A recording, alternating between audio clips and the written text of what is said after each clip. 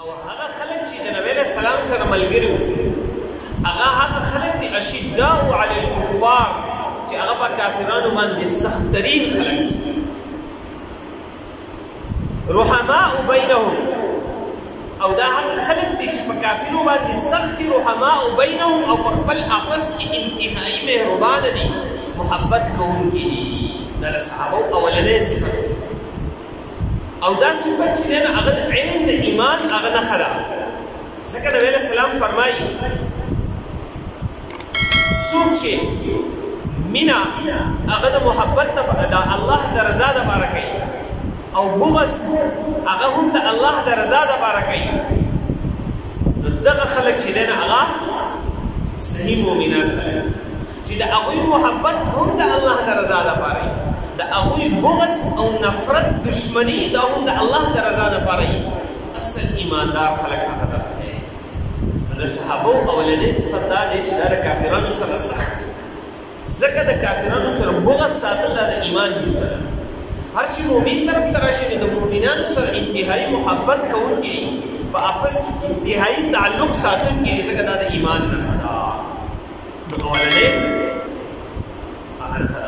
او بل حدیث کې راځي حدیث قدسی دی الله پاک فرمایي الله پاک پر قیامت په ورځ فرمایي اين المتحابون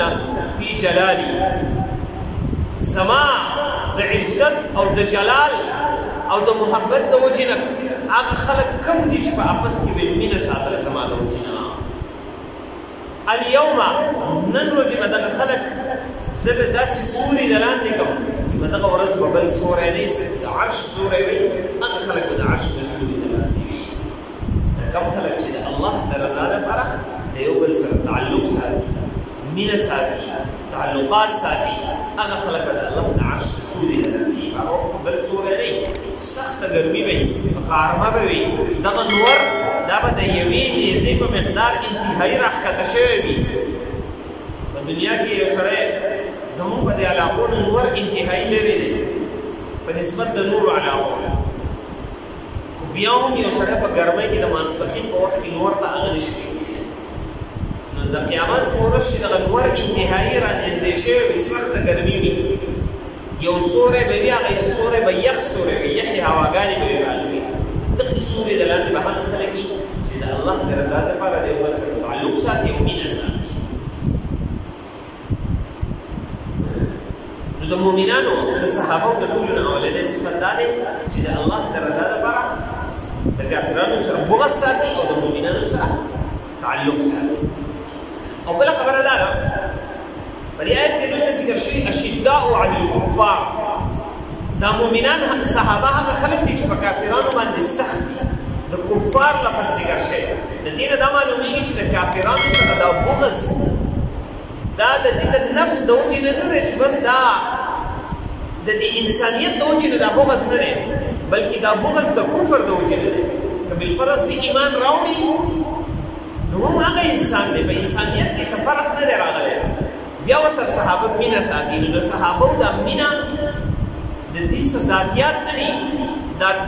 بغض د ذاتیاتو د وجې نه دی بلکې دا د څه د وجې دی د کفر د وجې نه دی نو هر چې صحابه د کفر د وجې نه کافرانو سره بغض ساتي دشمني ساتي نو دا کفر چې دی نو هغه د شیطان نتیجه ده ځکه کافر دا د کفر د حکم څوک کوي شیطان د کفر ورته د ده د خپل نفس دته د کفر چې دی نو هغه حکم کوي دی په ګمراهۍ باندې هغه را برانګېخته کوي دی چې دی د الله پاک په نافرمانۍ باندې را برانګېخته کوي نو شیطان او نفس دا د دې اصل چړه ده نو معلومه ده چې صحابه یا مؤمن هر مؤمن چې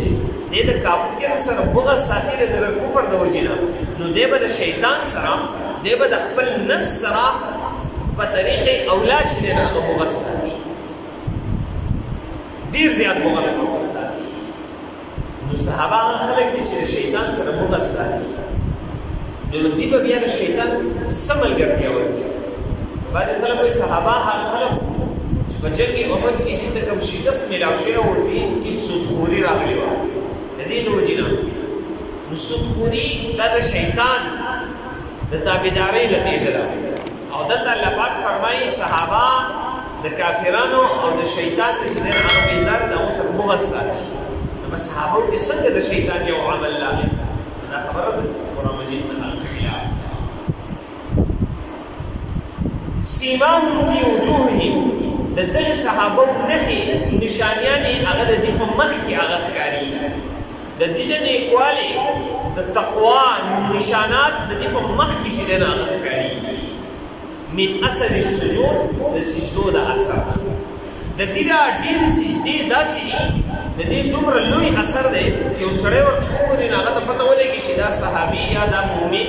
هغه چې د انتهایي سجده لګونکی دی انتهایي عبادت گزار دی نو هغه څه دی هو نور وبیاض وجوههم دا یو رڼا ده او یو چمک د مخونو دی یوم القیامت چې دا به قیامت په ورځ باندې یو چمک دی په مخونو کې یعرفون به دی به پیژندلی شي په دې سره انهم سجدوا فی الدنیا چې دا هغه خلک دي چې په دنیا کې هغه سجده لګوله سوچ په دنیا کې هغه ډېرې سجدې لګوي منځونه ډېر کوي عبادت ډېر کوي د قیامت په ورځ به د دې کس هغه پته لګي د سجدې د صحیح نه هغه یو چمک کوي یو رڼا کوي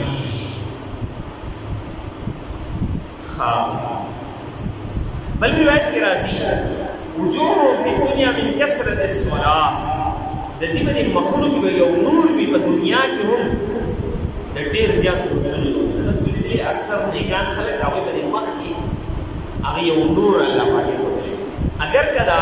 مخ او د دې د وجې نه هغه سپینوالی نه وي توروالی غالب وي خو بیا هم په دې کې یو نور دا نور چې دی نه هغه د عبادت نور دی أول رواية الذي يكون مواضع السجود من وجوههم كالقمر الليلة البدرية في الآخرة. آخرت کی بعد دلی پمخی چکم سیدو پس سجدو کی لگی لگا تلبیش و پوزش ابا دا سرنا کی لگا دسوار نسلی سپومی چی دینا آرانا کی تقشن دلی را مخ دا پوزا او دلی آرانا کی ندار دلی سجدو اغا اثرات